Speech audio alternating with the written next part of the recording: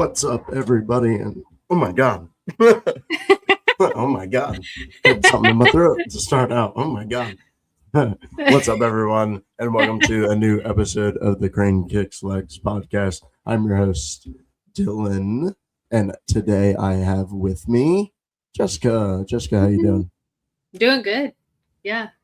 Tyler and Kyle are being lame, not hanging out with us, but I guess we'll get through it anyways. It is what it is. How's Yes. your weekend been so far? I'm exhausted. Yeah. Yeah. I am glad today. I loved the weather today. It was absolutely beautiful. It gave us a chance to do stuff in the yard. And yeah, because we had a soccer filled day on Saturday between the kids' games and then the women playing and then the men playing. Like, we got to just kind of unplug a little bit. So it was nice. How about you? Yeah, it's been a nice weekend, pretty chill today, especially like kind of similar spring cleaning vibe going on. But it was nice. Yeah. Obviously, yesterday we had 2 games. I know. It was exciting. It was exciting. And they weren't at the same time. They weren't at the same time, which is nice. And because next week, this following week, they're going to be like overlapping. The women will be starting at 9 as they're in Spokane, and the men are going to be in Vegas, and their game starts at like 10:30 our time. So yeah, you're right. It's gonna be a late night. It was very nice to not have an overlapping game day. But before we get into that, let's talk about the men's training kit that got released. It's like the Railbird, the collaboration kit. Allegedly, it's not going to be used in games. It's going to be a warm-up kit. It's supposed to be Railbird inspired, musically designed sort of vibe.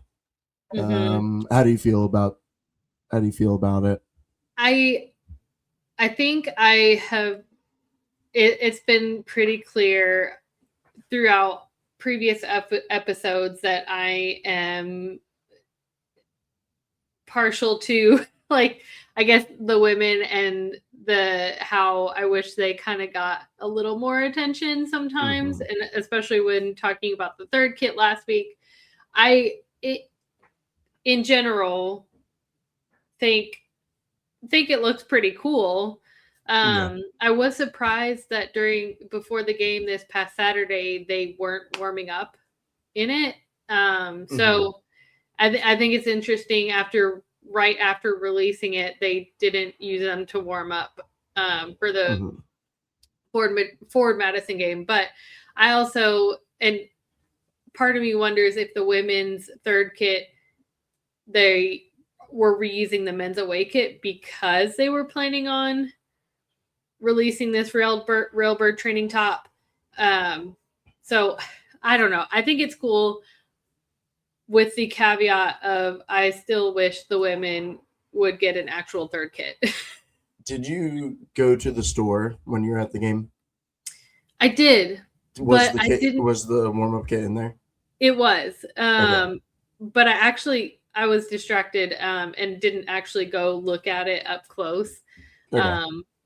I was going to ask your impressions of it in person. Yeah. I didn't specifically go in to look at it. No. Yeah. My impressions are pretty much the same as yours. I think it's fine. I don't dislike it at all. It's right. It's pretty neutral, I would say. I don't think it really does anything too crazy or anything. I think the design's pretty fair. I actually like on the collars. There's that like design on the collar. I like that. That's a really cool like added touch. It is. I agree. So, yeah, but I do agree with you 100%. The women are deserving of their own kit. If the men are getting their own special training kit, the women should be getting their own special third kit, instead of a, hand me down kind of vibe. Right. Yeah. And I mean, I think it is a good tie-in with The things in Railbird Festival. Kentucky. Yeah. And Yeah. I mean, can't talk. The Railbird Festival, I feel like, has grown in popularity over the past several years, or since its beginning. And Mm-hmm. so I think that is pretty cool. And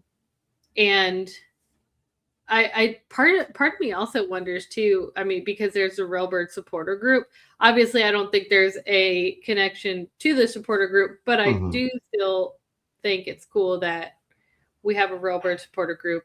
They have a Railbird training top in connection Yeah. with the festival. Like, so even though they're not tied in together, they kind of are Yeah. in that sense. Yeah, it is nice for the Railbird supporter group, kind of have an unofficial kit, in a way. Yeah. But all right. Feel like that was good. I mean, I Talking don't about hate that. it, Yeah. Yeah, I feel but the same way. I don't hate it at all. It's pretty neutral. It's fine. I'm not gonna get it. I just, yeah.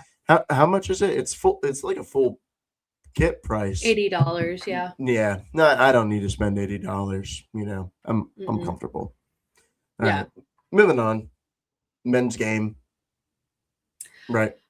So you and Tyler decided to watch from home. So I think Yes. having the perspective of being there in person, like we were there Mm-hmm. at the stadium versus what I think that's the nice thing about watching the stream is Mm-hmm. you can also hear the commentators. So I'd be interested in hearing what the commentators, how that kind of affected what you guys were seeing. Mm-hmm. Versus your perspective. Yeah. Okay, so how did you think the game rolled out? It was I think especially the people that I was sitting around, there was definitely some frustration and feeling like it didn't look like it was a championship team playing against a USL 1 team. Yeah. And even though we still scored 4 goals, which I think is what you would want to see with a championship team playing. That's how many goals I think you'd want to see in that type of game. But the fact that they still got 2, just doesn't sit well. And I still feel like there were a lot of things they could have done differently. But I mean, overall, we still won. Yeah. I agree with you.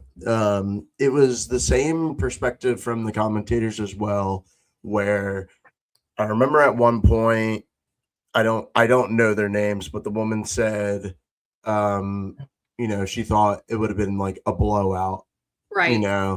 And it wasn't going that way. It was a much closer game than they thought. Mm-hmm. Yeah, it was a frustrating game, and the score I feel like is a little deceiving to me. Like I don't walk away from this victory feeling as good as I should feel because of how this game went. Yeah. The first half was really like pulling teeth, and we were trying the things that we were complaining about last episode. I mentioned all the balls going over top and, just not connecting. We got to try working directly more so. And that's something we worked into the second half, was playing more directly. And then we started to have more goals, So it was nice to see that we changed our ways, but I didn't really love how much Madison had control in the game the whole time. Yeah. I would say for a majority of the first half, I was like, Madison's gonna win this game.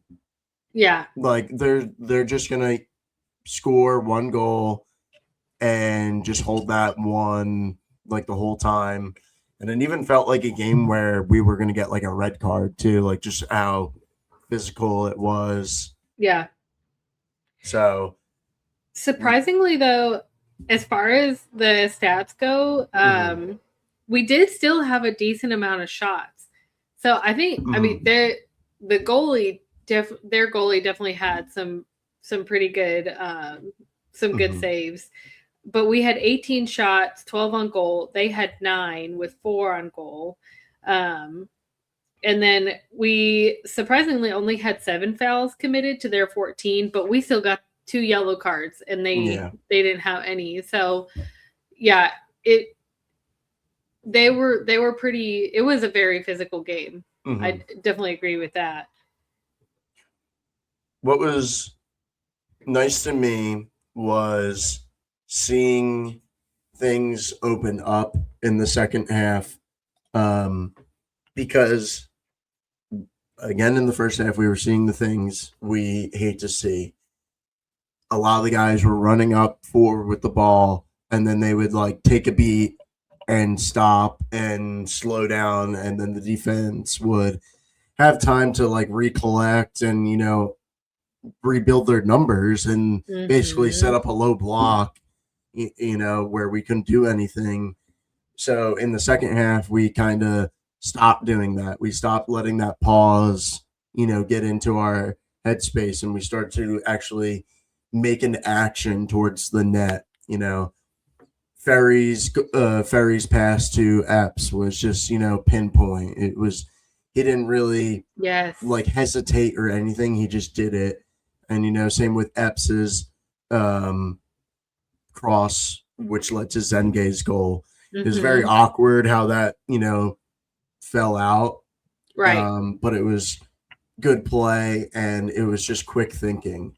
The moments when the guys just, they get in their head too much, and they just stop and they play around with it, and then they'll take like an errant shot, you know, not on target or something, you know. So it was nice to see guys kind of open up, get into a rhythm, and maybe build some more confidence, you know, definitely towards the end of the match. Yeah, I agree. And I think there are times, like you said, they spend a lot of time really building up that like cross into the goal. But then I feel like because they take so much time building it up and like just constantly passing around the box, it gives the other team time to just get the numbers. And it makes it so much harder for us to do anything with that, especially there were multiple comments that I had, conversations that I had with people where they were making comments on Goodrum, and it like kind of wondering, you know, was he worth the money? Like, should we have signed him? And is he the right fit for Lexington? And I do feel like we are not setting him up for success. As we saw in the game, though, like when we get him the ball, he's able, like, I mean, obviously there are times where he, you know, makes a mistake. But I think there are times too where we're just not sending him the balls that he can really do anything with. I agree. Which isn't completely his fault. And to answer that question though, you know, people are saying like, is he worth the money, or is it like, are we using him incorrectly? It's not that he's not worth the money. Right. He has, if you look at his body of work, he's clearly a capable player of double-digit goal seasons, right? Absolutely. So it's not a question of, is he worth the money? He is definitely worth the money. It's just the style of play that we're using him in is maybe not his most effective. You know, you know, it was really good for him to get that goal. You know, hopefully that'll boost his confidence up. I don't really feel like his confidence was ever like a problem though to begin with. He's always very hungry in the game. Like, he always hustles. Right. Um, and he's always where he needs to be in the box, like to be ready for a set piece. Like, yeah. And he looks for passes too. He's not selfish. Right. He knows to go out and get into space when others are, making cuts inside. He's very capable. He's an intelligent player. I don't think it's necessarily a him problem, for his lack of production. I would agree. But we will see. I mean, we have Las Vegas as our next match. That's a championship team. Madison was a USL League One team who is like, they're kind of middle of the road. Their season's not been like the best. They have a couple wins. They have a loss. They have a draw. It's just kind of, middle of the road. They were missing one of their biggest players too, because he had a red card. So one of their best players was missing. So that might be a factor of why they weren't at their full strength as a team too. I think we should have maybe won 4-0. Like, if we were to really show how capable we are as a team, we would have won 4-0, or we would have had more goals, something more along those lines. And there, I think towards the end too, like when you commented on how it felt like they were just playing with the ball so much outside of the box. There were so many times where I wanted Malloy to just rip it. Yeah. And Ferry too. I mean, honestly, like all of them, I feel like there were times that they could have just taken a shot.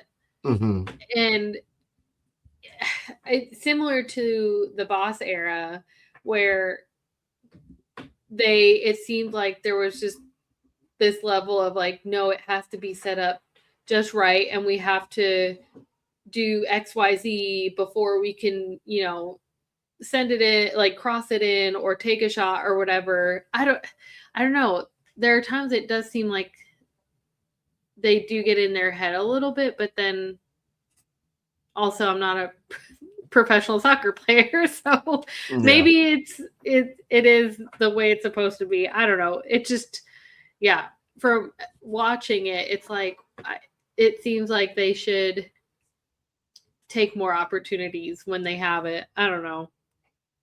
Let me ask you a few questions. My first question to you is, regarding the lineup in this match, how did you feel everyone performed? Is there anyone who stood out to you? I know that's kind of like a few questions.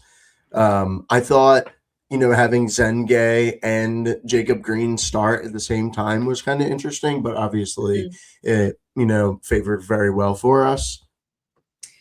That is a great question.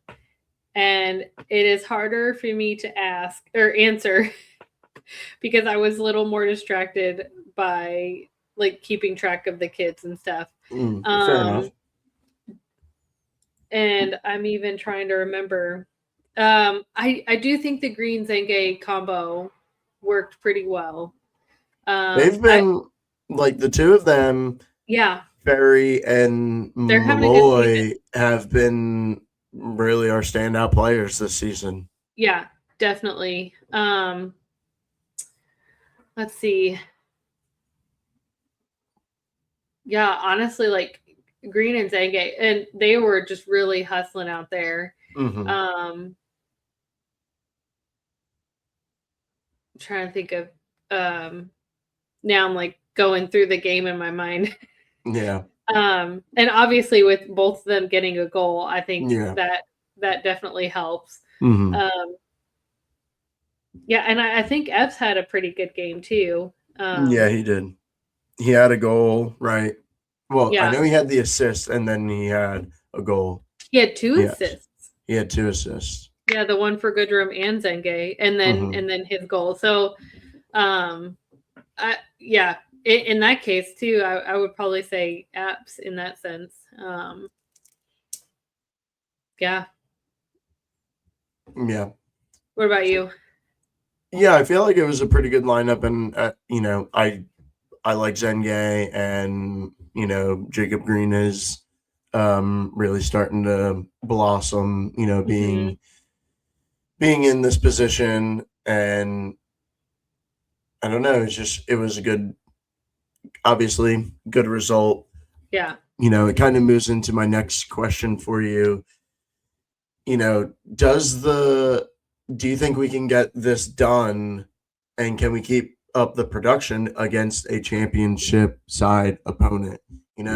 I'm kind of looking backwards at last season, and it feels like we're kind of on like a similar trajectory, right? Like Right. we're having these ups and downs in league play. When we play inferior opponents in the cup, in the cups, plural, Right. we can stand up to them. We can blow out the like really, really low tier guys.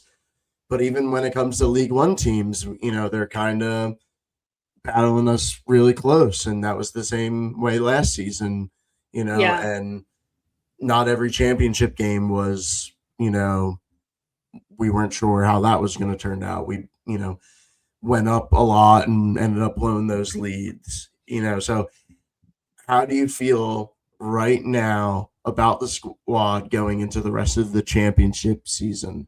Um, Forget the cup, right. and just, the league. What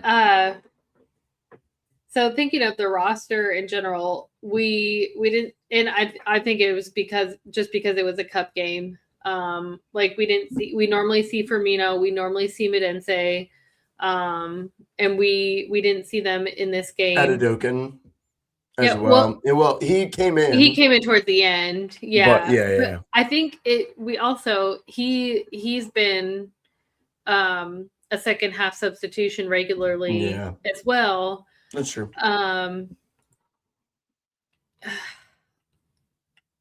I will say it makes me a little nervous. Mm-hmm. Like because like you said we're not doing terrible, but we're also not doing as great as they pumped everyone up to be. Like Mm-hmm. the at the beginning of the season it was we have the best team ever. We're going to just blow everyone out of the water, and Mm-hmm. that hasn't quite been the case yet. And it's just been inconsistent. And I know when it's like, oh, well, maybe they're still trying to find their stride and they're still trying to get things together. But I mean, we're all the teams have Yeah, new players, and yeah, exactly. and It's a new season for everyone. right, Mm-hmm. exactly. So Louisville how Louisville has a whole new head coach in the middle of their season, and they're, yeah. So how long do we use that as an excuse? yeah, Um yeah, so we don't have a terrible team. They just, I think, yeah, we just, they need to figure something out before it's too late. yeah. Uh, I'm with you. It's a really weird position that we're in, because it feels very similar to last season, where it's like we don't exactly know what is wrong too. Like Right. we kind of know that we need the guys to shoot the ball more, but that's pretty Yeah. basic in terms of soccer. And when you go out on the field, it's pretty easy to just say shoot the ball, but you have to get yourself into the position to shoot the ball. You have to play the Right. style that gets you into the final third in order to shoot the ball. So I don't Yeah. necessarily know where that kicks in. I think maybe, as great as our midfield is, there's still like an isolation between like Goodrum and the midfield. Mm. If Yeah. Goodrum starts to come down more and play more, he plays very, very far up. And then, Yeah. the wings too, they play very isolated. And I just think if everyone kind of played a little more compact, it would make it a little easier to play directly and get Yeah. things moving. Right. Yeah, for sure. I think there's a lot of potential, and I do feel like they can get it done, but there's just that little slight hesitancy to be like, oh yeah, we got it. Mm-hmm. Yeah, for sure. we have so many talented players. I think that's what can be frustrating sometimes is they're all really good. Mm-hmm. It just hasn't quite gelled yet. Yeah. Yeah, we have a very, very talented roster, and it is kind of upset. It's not upsetting. It's more frustrating to see us kind of have these sputters, and not have a good run of success, a good run of results. Like, it would be nice to be able to get, consistent wins and, draws every once in a while. And to have them kind of feel as good as the result is too, because the 4-2, like, as it just doesn't feel as good as it should. Yeah. Well, and I think a lot of it went into the game of like, oh yeah, we've got this. It's a USL one team. We're good. Like, and there were definitely moments where we're like, do we got this? I don't know that we do. Yeah. So yeah. Well, let's move on to a bright spot. Well, it's not necessarily like the Met aren't a bright spot, but a brighter spot. There we go. The brightest spot, if you will. The women's team had a match. Their match was at 2:00. It was a nice daytime win, and this was against Jacksonville, Sporting Jax. I wanted to say Fort Lauderdale, and then again, I did this on last episode. I just get the Florida teams that are blue. They're both like the light blue. Mixed up. It's just easy to mix them up. Yeah. But we won 2-1. It felt so good to beat them. Oh my gosh. I truly think we won 2-0 because I did not believe that was a foul, and that shouldn't have been a penalty. And so we won 2-0. Yeah. Well, and oh my gosh, it was so annoying. Like, obviously, that Jacksonville player, her only goal was to fall. Was to get a PK. Just based off her reaction, as if like she had just scored the game-winning goal for like the playoff final. Like, yeah, she almost pulled a Mia Hamm on the field. It was crazy. But yeah, it was definitely frustrating, and Austin kept laughing at me during the game because I was literally like pacing the house. I was so anxious the entire time. I feel like I was just constantly holding my breath, and I'm like I gotta watch. I can't watch. I gotta watch. I can't watch. Like, it was crazy. It was so relieved. I actually felt very good about our team the whole time, though. Yeah, that's true. In the second half, even, I felt like we were putting enough pressure on, and we were attacking enough and getting shots off enough where it didn't feel like Jacksonville had enough of a footing to maybe fight back. Like, it just felt like we had way more control. And even with the subs, coming into it, refreshed us more so than, you worry about putting too many subs in, changing the vibe too much. But it didn't have an effect on us at all. We just kind of carried right on. And, I totally agree. And the goals were awesome as well. They were really good. Do you have a favorite between the two? I don't know. Kenzie's goal is just, she's crazy. Yeah. The way she can score goals is just incredible. She's so athletic. her speed is just unrivaled, and just the way she just like cleanly kicks through the ball when she's, taking a shot, and it's very, very expertly done. She's been such a highlight for us this season. Yeah. Well, and the times when you think she's about to lose that battle, and she like maintains possession and just is so fast. But I also it's hard too, because one, Addie McCain, she's been due for a goal for so long. She hasn't scored one in ages. And I'm like, and I feel like she kind of disappeared into the background a bit. So I think it was also really nice for her to get that goal. And Almer, how it was a she great just perfectly, placed it right where she needed to. So gosh, I don't know. I think if I had to choose, I might choose the Almer McCain goal. I think just because of how perfect, like Almer's like send over to McCain, and how she just was exactly where she needed to be and just tapped it right in. Just so that was, I mean, both amazing, but I think for that I would probably choose McCain's. One thing that I really, really loved about Weinert's goal was the back heel little flick from Kat. Yes, that was so nice. She had a very good game as well. It was nice to see her pick up that assist.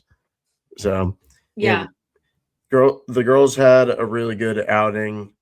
I felt like they played really strong the entire game. Like I said,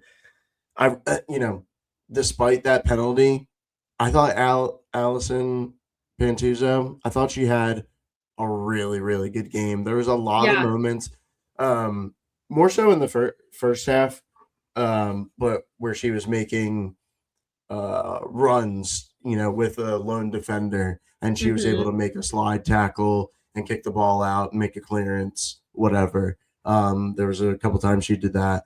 That was super impressive. I thought she had a really, really fantastic game. I agree. Yeah. Is there anyone else who stood out to you? I would say Sarah Griffith. I feel like she really like put her body on the line. There are so many times she went down, and she took a beating. She really did. That last one too. Yeah, and so in that sense, like I hope physically she's good for the last, like through the end of the games, because I mean, it's been a long season. She's taken a lot of hard hits, but I feel like in general she just really was hustling, and like was always fighting to get the ball, and all that good stuff. So I feel like she played really well also. Yeah, she did. She put in a lot of hustle.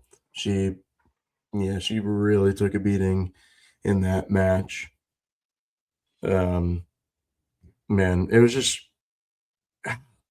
I'm just so glad we won that. It feels like it was like a big hump that we needed to overcome too. Yeah. And it feels so good. And, those power rankings, we were talking before we started recording, those power rankings, if they don't have us at number one, I'm raising hell. I'm gonna go to the headquarters, and there's gonna be some flat tires, after I'm done, because we need to be number one. That was a clear statement win. Oh, definitely. Well, and I think part of the reason I felt so anxious, and the commentators were saying a lot about this too, is it felt like this was the championship game. You know what I mean? Yeah. Where it's like, and Yeah, And they were saying it could be like a preview for the yes, final. Yes. right. So, and I think definitely in that game, we were the better team. Mm-hmm. I think we played better. We just, like you said earlier, we were just more put together. And yeah, I think we just played so well. So if this is a preview, then I think we've got it. Yeah. Yeah. Yeah, I'm feeling pretty good after that win as well. I feel pretty confident going into the rest of the season, and Mhm. I'm really hoping that we have a home playoff game. At least one home playoff game would be really Right. cool.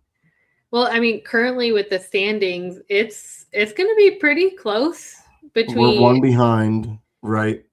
Yeah, Jacksonville currently has 47 points. We have 46 points, and Carolina has 45 points. But one thing to note, Carolina has 26 games played, whereas we only have us and Jacksonville only have 25. So yes, they're only a point behind us. But they also have one more game played than us. Yeah. And the rest of the season for us, we have Spokane, and that's away this Saturday, 9 p.m. Eastern time. Then the following weekend, it will be Sunday. It's not a Saturday, it's a Sunday match, and it's at home, and it's against Brooklyn, And 2 that's p.m. Mother's Day as well. That is the Mother's Day, the match, and it's powered by moms. Mm-hmm. That's what it says on The the website. promo. Yes. So I think, what do you think about the Spokane match coming up for us? How do you think that is going to be for us? I feel like Spokane has always been a toss up.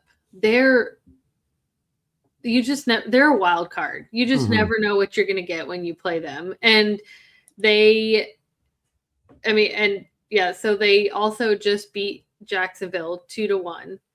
They just beat Fort Lauderdale 3-1, but then they lost to Dallas 3-1. So like Mm-hmm. it's just you just never know what you're going to get when you play them.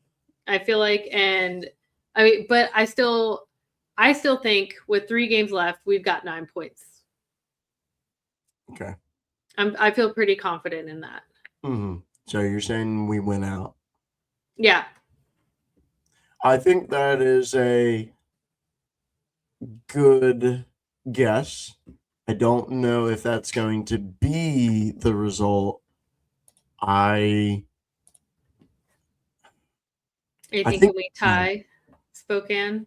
I think Spokane could definitely be a draw. I think there's a lot to it. 2 away matches, traveling all the way out there.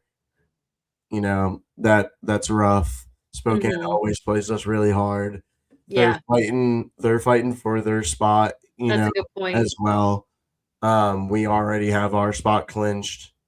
You know, We're fighting for home field advantage, though. we are fighting That's for the home field difference. advantage.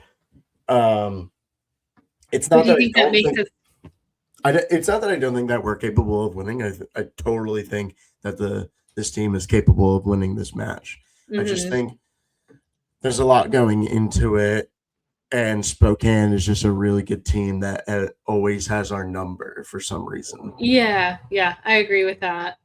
But the next 2 games, I definitely think we can for sure win those. Yeah. Brooklyn, I think we can smash them, and same with Tampa. We already did.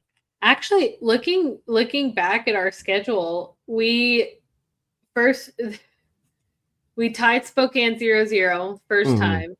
Second time tied 0-0. Mm-hmm. Third game against them tied 1-1. So actually, Yeah. maybe a tie is more likely. Yeah, that's what I'm saying. Yeah, that's true. There's just something about them. They match up with us well. Yeah, It's very weird. yeah, I agree.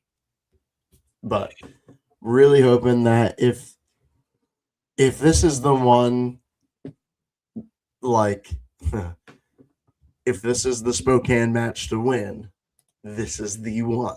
That's true. Yeah. So, Let's see. So even if we get, so let's say we get 7 points, yeah. then that puts us at 53. Mm-hmm.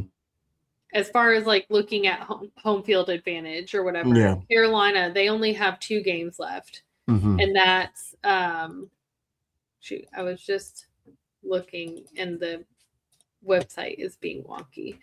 They have Fort Lauderdale and Jacksonville. Mm-hmm. I think the likelihood of them beating Fort Lauderdale. So I think they might beat Fort Lauderdale, but I think Jacksonville will beat them. Mm-hmm. So 3 points. So I'd put them at only 48 points. Jacksonville has Brooklyn next. That's next Sunday. Then they have a Wednesday match actually against DC. So they actually have a quick turnaround between Sunday, May 3rd to Wednesday, May 6th against DC Power. So I don't know. Like, I actually thought that Jacksonville would just kind of like run away with it. Yeah, run away. But now that adds a whole other wrinkle to it. And then the Carolina game, again, Jacksonville's last game is against Carolina. Yeah. And Carolina will want to win that. They're going to be playing very hard. So they might, Jacksonville might lose. They lost to Spokane last week too. So that's true. So that's interesting. If we only get 7. Wait, no, I'm not doing that math right. Never mind. I take that back. Say what? I said this is great podcasting. Just doing math in our heads. Right. Well, and one thing I was going to note about DC is also really fighting for a spot. Yeah. They're only 1 point behind Dallas currently. They're at 32 points. Dallas has 33. And so if Jacksonville beats Carolina, if they lose to DC, beat Brooklyn, that would put them at 53. Okay, so I did do that math in my head right. If Dallas beats them, and if they pull away the win from Carolina, we would be tied. Mm-hmm. So that'd be interesting. Yeah, that would come down to like goal differential and stuff. So we'll have to look at all the possible tiebreakers when it comes down to it. Yeah. Let's hope that everyone just loses all their matches except LSE. We just win all our matches. Yes. So. Exactly. Even though that's not possible because 2 teams can't lose in the same match. Right. But, maybe we pull some strings. I don't know. Like I said, I'm already making a trip down to slash some tires. So, I can make another trip. So between Dallas, DC, and Spokane, who do you think is most likely to snag that 4th spot? I think Spokane. I just think they're on a good run right now, and they're just a good team. They're always around. It's true. They kind of have their blips in their seasons. They had a little blip last season, but they're still good. I don't know. For some reason, I just don't trust Dallas and DC. There's just something about them. And I think it's just because in the past, I feel like LSE has been better than them always. Yeah. So, I don't know. That's just my thought. Trying to think. I do think Spokane is the most likely, but I think if I had to choose who I would, as far as like who we would potentially go against, I would rather it be Dallas or DC. Yeah. I don't know. Yeah, that's true. There's the thought of like, who do I think is going to win and who do I want to win? Because who do I want to play? Mm-hmm. That's a good point. So yeah, there's definitely rooting interest for us as well. Yeah, definitely. Or yeah, I mean Brooklyn, they're about to be mathematically eliminated as well, right? Because they only have 26 points. I don't know that they would be able to get enough. I don't think they could. They'd have to beat Jacksonville and Spokane. Yeah, they'd have to win. I don't think that's happening. No. And I think all of their matches are away too. Oh, yeah, they are. The rest of their season is away. Yeah. While we have Interesting. Yeah, we have 2 home matches for us as well. So yeah, good stuff. Yeah. To close out, I got a silly question. What? If at the stadium they were to make a food item after a player, you can pick men or women. Ooh. Who would it be, and what would it have? Like what would it be? Like could be dessert, could be No, I'm not gonna say that because that's no. I'm not gonna. I'm not. I'm not gonna let that. Later, then. Yeah, I'll tell you. Okay. Let's see. Ooh, maybe cat berry, like an ice cream sundae, like a berry sundae. Yeah. That would be cool. Yeah. I don't know what does anything specifically come to mind for you? I think some Aaron Malloy bangers and mash would be good. Oh yeah. Yeah. Oh, side note, I just had a thought come to mind in regards to the game against Jacksonville. This was also without Amina Ekic. Oh yeah. So imagine, like, I know she is really good. And sorry, I'm like totally backtracking, No, you're but fine. like, just I think it's an important thought to put out there.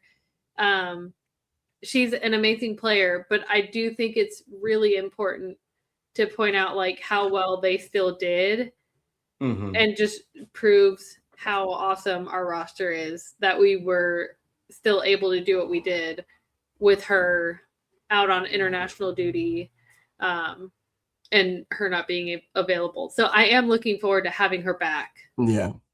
And I think that'll be, and I hope we have like, is internet would how long does that stuff go on for? I don't even know. I think she's back now.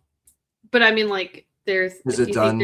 I think they're done for the rest of the season because it's all like World Cup qualifier stuff, I believe. Oh, okay. It was.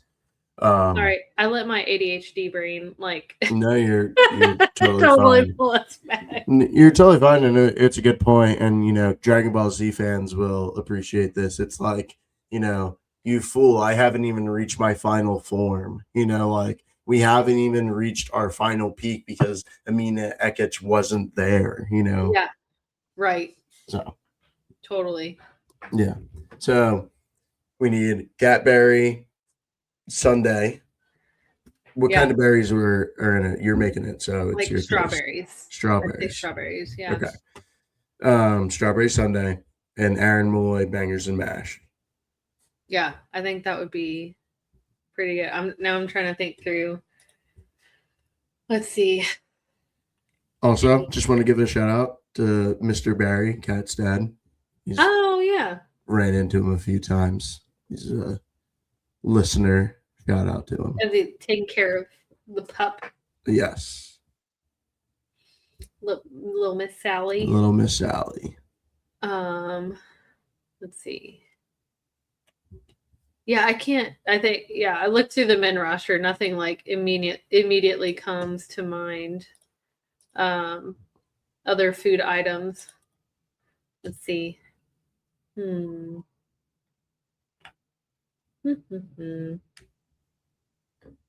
I'm Yeah, just that's all trying I to think got. of like puns in my head with their names. I'm like the Berkser. It would just be like a burger for Kendall Burks. Yeah, yeah. Oh, yeah. Nothing. I feel like Barry is the most Yeah, is the best one that you yeah. can really It's the most make accessible. anything out of. Yeah, Yeah, yeah. for sure. But All right. Well, I think we did a good job.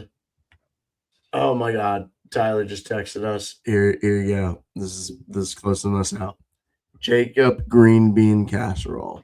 oh, okay. Yeah, that's a good one. That's a good one. Now, that at a stadium, yum. Right? That on a hot summer day out in the sun without the cover over top, yum. Oh goodness. All right, you guys. I'm going to close this episode out. You know what it is. Come on, you greens.